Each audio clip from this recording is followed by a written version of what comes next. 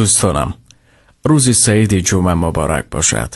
خدایا در این لحظه های مبارک روز جمعه همه بیماران را شفا، همه زندانیان را رها، همه مردان را غیرت، همه زنان را عفت، همه قلب ها را آرام، همه مشکلات را آسان، همه قصداران را خلاصی، همه راهگمان را راه، همه بیچارگان را لطف، همه دردمندان را دوای، همه بیکسان را پناه، همه خانه ها را صفای، همه توبه ها را قبول، همه عبادت ها را قبول، و هر کشور را آرامی، و در حق همدیگر دعا را فراموش نکنید. دوستان، روز سعید جمعه مبارک بهترین روز است.